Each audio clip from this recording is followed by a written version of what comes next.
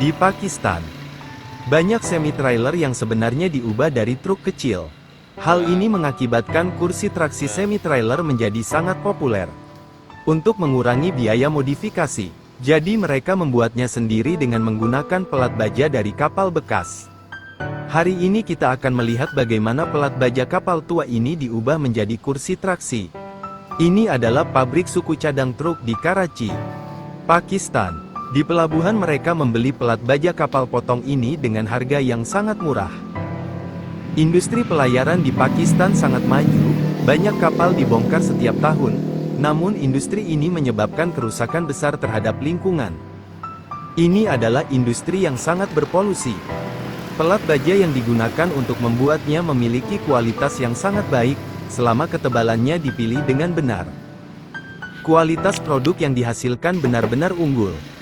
Oleh karena itu, banyak pabrik suku cadang mobil yang suka menggunakan pelat baja yang dibongkar ini. Karena murah dan mudah digunakan. Bentuk tempat duduknya biasanya berstruktur garpu ganda, karena pelat baja ini dipotong di pelabuhan. Jadi bekas pemotongannya sangat kasar.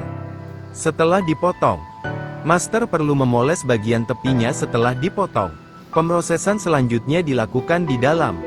Saat memoles, mari kita bicara tentang pentingnya komponen tempat duduk ini.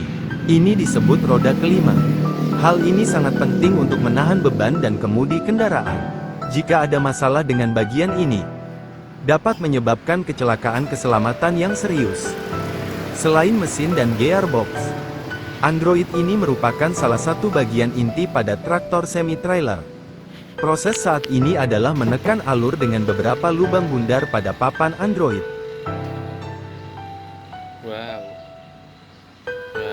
Hal ini memungkinkan oli mengalir dan tetap terlumasi selama penarik. Setelah membuat lubang ini, master akan mengoleskan lapisan oli mesin hitam pada pelat baja untuk membantu melepaskan cetakan. Kemudian letakkan pelat baja pada mesin pelubang.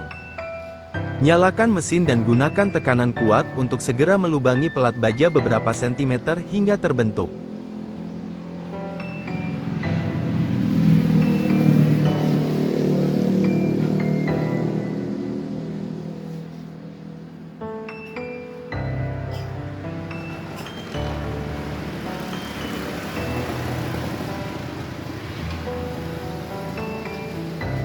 Selanjutnya saatnya merakit bagian bawah jok. Ini tidak hanya harus mampu menahan berbagai gaya traksi, seperti benturan saat start, belok, dan pengereman.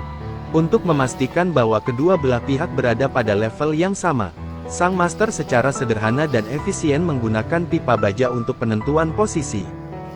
Hal ini menghilangkan kebutuhan akan sekumpulan alat pengukuran yang rumit. Inilah kebijaksanaan orang yang bekerja. Setelah penentuan posisi selesai, selanjutnya adalah pekerjaan pengelasan. Yang pertama adalah pengelasan titik.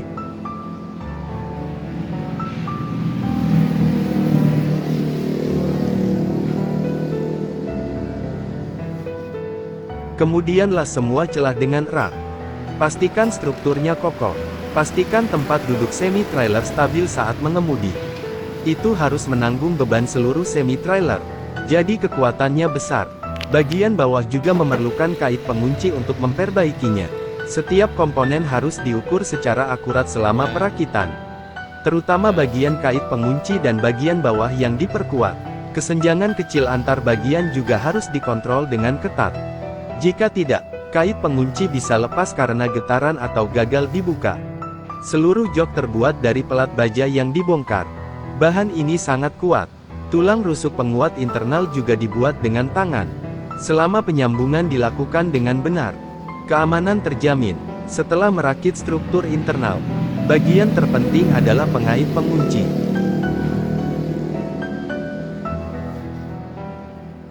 Oleh karena itu, sang master menggunakan pelat baja ganda di bagian belakang, dan tandai pada pelat baja dengan cetakan lembaran besi. Pekerjaan pemotongan di sini memerlukan pengoperasian mesin yang presisi. Hanya ada 2 mesin pemotong koin presisi di Karachi yang dapat melakukan hal ini. Karena akurasi pemotongan manual ini jauh lebih tinggi. Ini dapat menghemat bahan mentah secara maksimal. Permukaan baja talenan sangat patuh. Cukup gunakan penggiling sudut untuk menggilingnya sedikit untuk menghilangkan karat dan Anda bisa memasangnya. Setelah kait pengunci dipasang, kait tersebut dapat mengunci pin traksi dengan kuat, cegah kelonggaran saat mengemudi. Kemudian pasang pegangan operasi pembuka kunci yang aman. Pegangan ini dapat ditarik untuk melepaskan pengaitnya. Untuk memastikan bahwa pegangan pengoperasian selalu dalam keadaan terkunci, baik pegangan maupun batang penghubungnya memiliki pegas. Untuk secara otomatis kembali ke posisi. Kemudian kencangkan alas dan braket dengan pin. Dengan cara ini, kursi akan memiliki ruang yang diperlukan untuk bergerak. Untuk tampilan lebih menarik dan tahan karat, master pertama-tama menyemprotkan lapisan primer, kemudian pilih warna merah sebagai lapisan permukaan.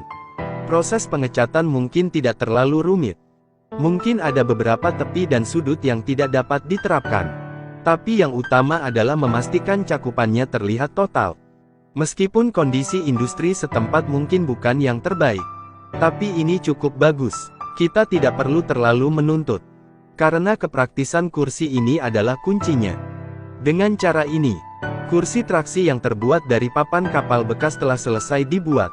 Setelah menyaksikan proses ini, bagaimana pendapat Anda tentang kualitas kursi traksi yang dibuat oleh model kapal perangko ini? Jika ada 10 poin, berapa banyak poin yang bisa Anda berikan?